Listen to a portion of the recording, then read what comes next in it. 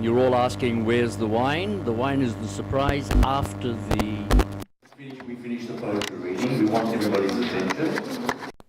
It's here and it'll be coming, so everybody should wait for it. I prepared a few notes of what I'm going to say, and one of the first things I wrote after last night was, thank you for coming in this turbulent monsoon weather, but the gods have been with us, and today's a lovely day, and it's not so rainy, so we're lucky. I really want to thank you all for coming, and I think this for me is very symbolic of the importance of what we are doing here, and this cultural interaction between the two countries and the two cultures, between Israel and India.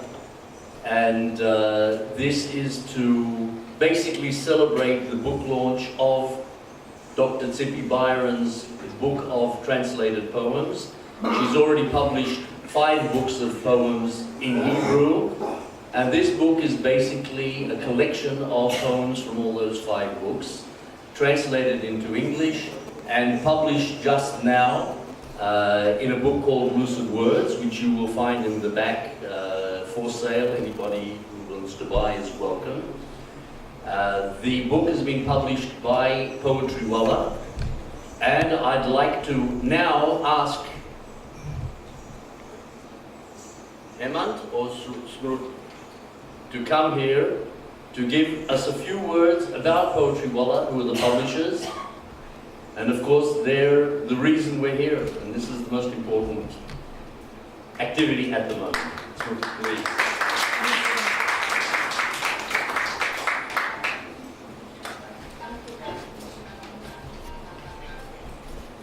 A very warm good evening to all, ladies and gentlemen. I'm Smruti Dipte of Poetry Walla. We are very happy to be associated with publishing. First and foremost, I would like to say that art and literature are a perfect reflection of any society, respective to any country in this world. A flourishing literary and art scene indicates the society at that respective time. And in literature, especially, poetry is a very, very niche genre, a very strong one, and yet so fragile. But it needs very strong people, and they are poets. It's a very, achievement basically for any person who writes poetry, according to Poetry Walla. I am from Poetry Walla, and I have a poet who happens to be my business partner and life partner as well. His name is Hemant. He is with me today. And Lucid World with Tsippy, I must say that she is a very, very gifted poet and a wonderful human being, which reflects in her work. And we are very happy to have published Lucid Words. And I must end by saying that we are looking forward for a flourishing, ties between the two countries, because art and literature are the only two things, performing arts as well, are the only few things which can bring the world a little more closer to each other and guarantee a better future for generations to come. Thank you so much, everybody. The books are available today at a discounted rate. You can buy a copy and get it autographed by Tsippy. Yes, thank you so much. Smruti, and again, thank you very, very much for everything you and Hemant have done for us today. Okay, at this stage I'd like to introduce to you the participants in the performance session show that we're doing. We can start off with Mr. Vivek Tandon, and I'll be introducing him in a minute. Mr. Vivek Tandon, who is an actor and also a playwright and writer, and he will be running this session.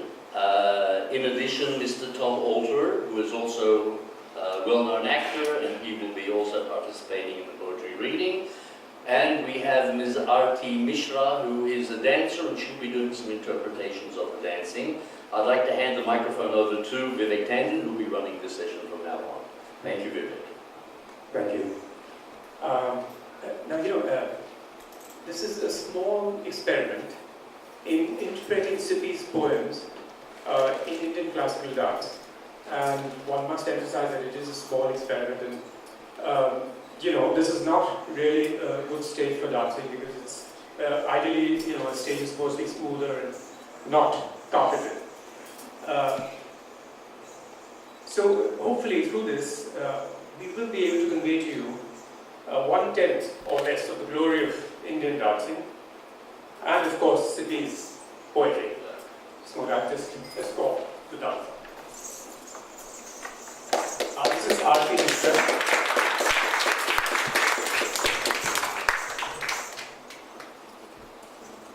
Now in Indian dance, uniquely, we have something known as mudra, which to a degree you will see their beauty. They are used to illustrate a story. And we'll go straight into the dance.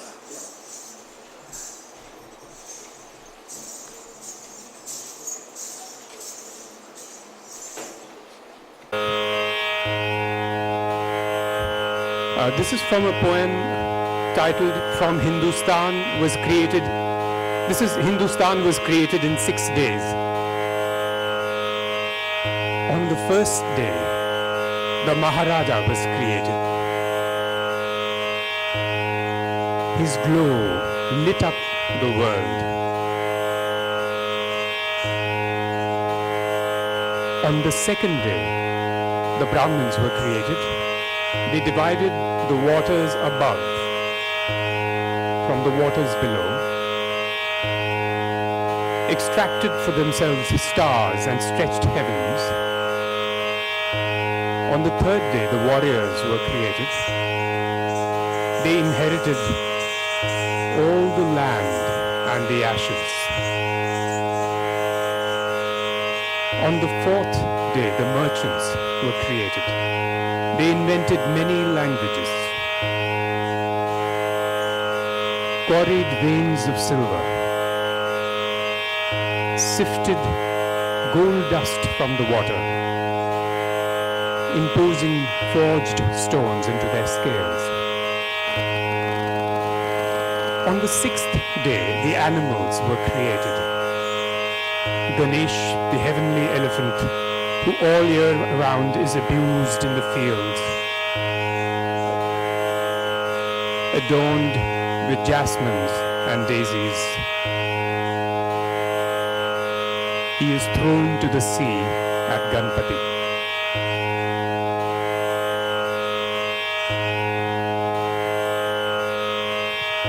We'll go to the second excerpt from the second poem, and keep in mind that normally there is an element of flight in Indian dance which cannot be shown here because of the carpeting. This is a small, sketchy experiment. This is from The Death of Sarah. Yeah. I'm sorry? Oh, I don't have the page number right now. This poem is that it is based on the myth of, or the legend of Abraham and his sacrifice of his son.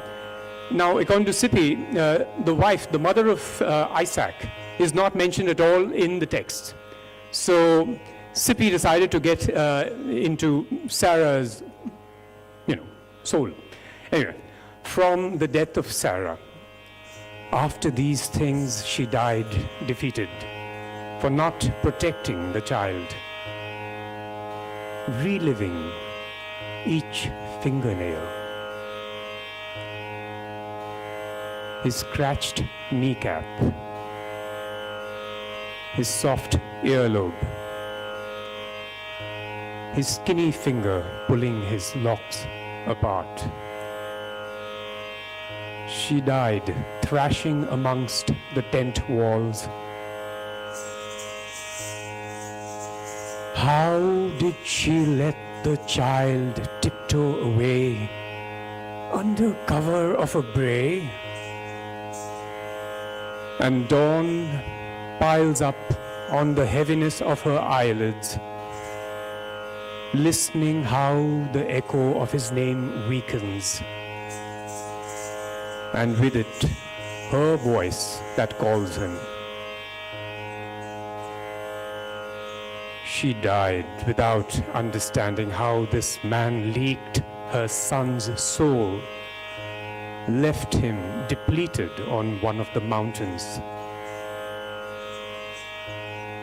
stamped with the stretched arm and its slaughtering knife. Thank you. It was a small experiment,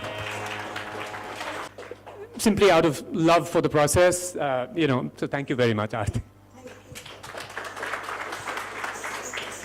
Mr. Tom Alter and Raviv Byron, and I will look for my book, which somebody has buried under bags. Okay. No, but my book is marked. Just stand up for a moment and take a bow.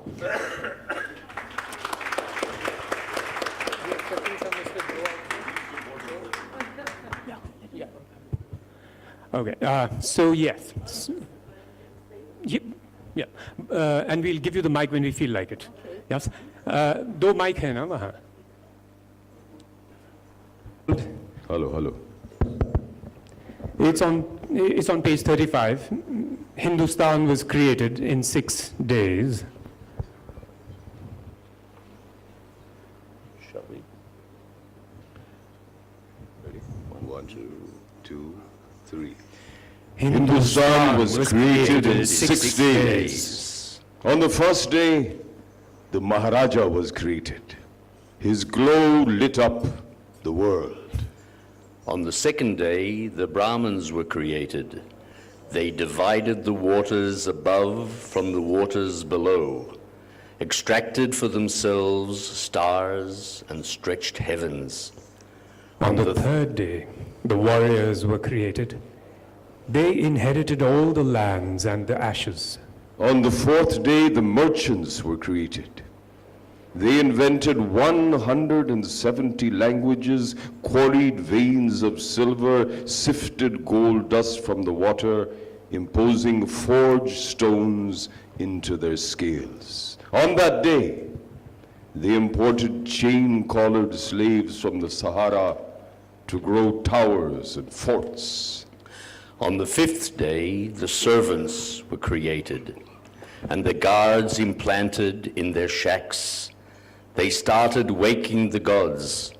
Beneath them were the sweepers, with their heads between their knees, and those who crawled on the earth with a bunch of twigs. Beneath them were the people who worked in the gutters on the side of the road, and those who harnessed themselves to carts to carry passengers and weights. They also blessed the gods with a great roar, because beneath them were the trash diggers, who were happy as well, because beneath them were crossroad beggars, and they were also happy with their share, because beneath them were the wretched, who had no voice, no strength to beg. And beneath them there are more bottom rungs that I see not. I see not. I know not a thing about them. On the sixth day, the animals were created. Ganesh, the heavenly elephant, who all year around is abused in the fields, adorned with jasmines and daisies, he is thrown to the sea at Ganpati.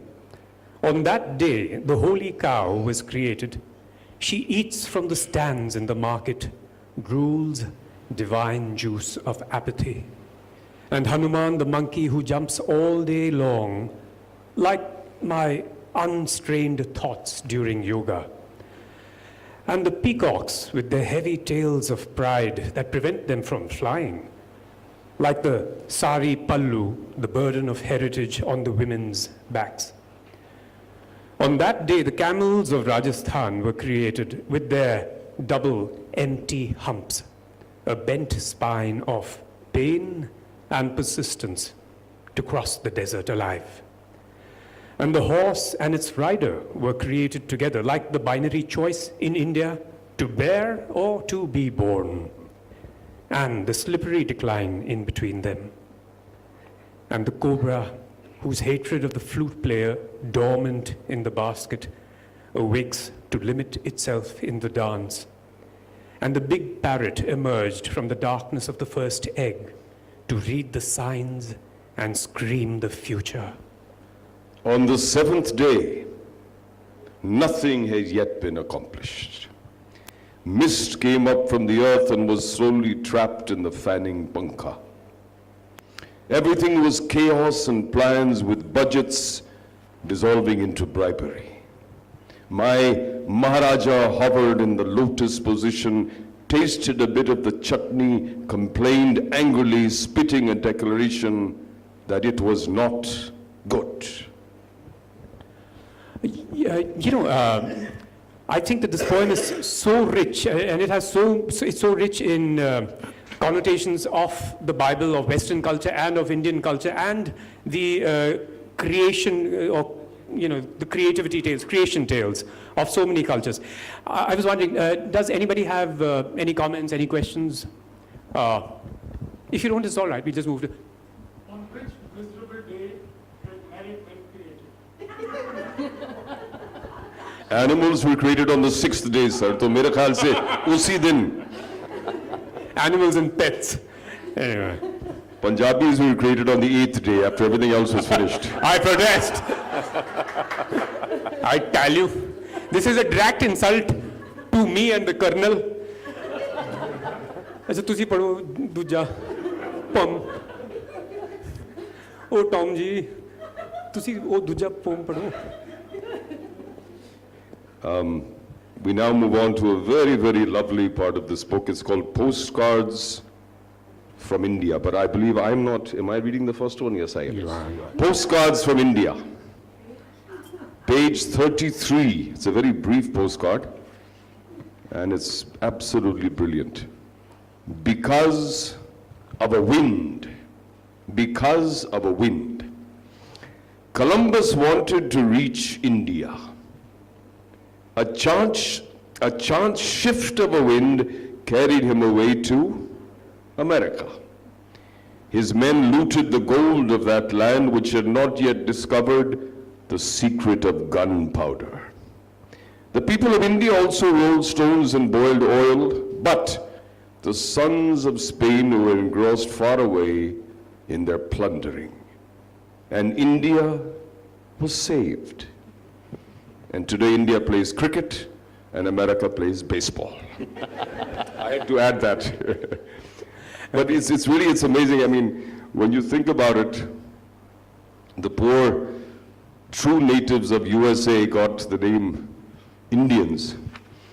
They didn't deserve it or they didn't want it. They were given that name. And a very dear friend of mine went to USA as a student from India in the early 50s by ship.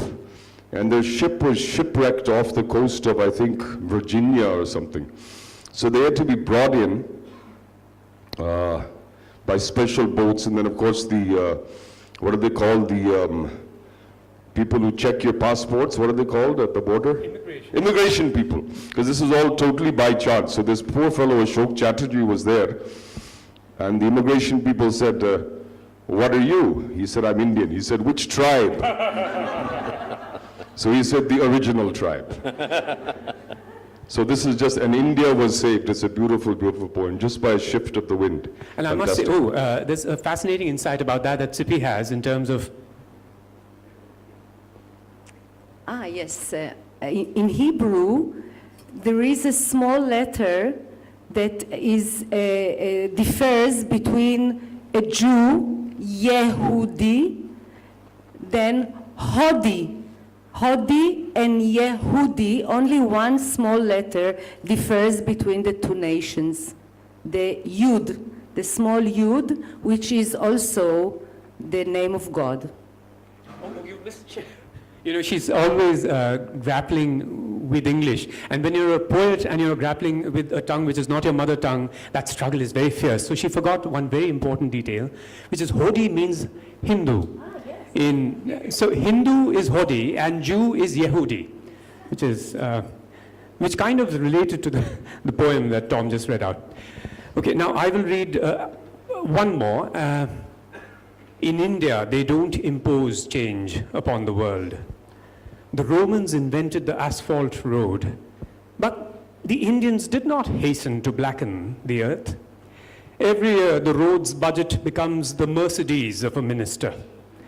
And in Juhu, feet blend with monsoon mud and sewage.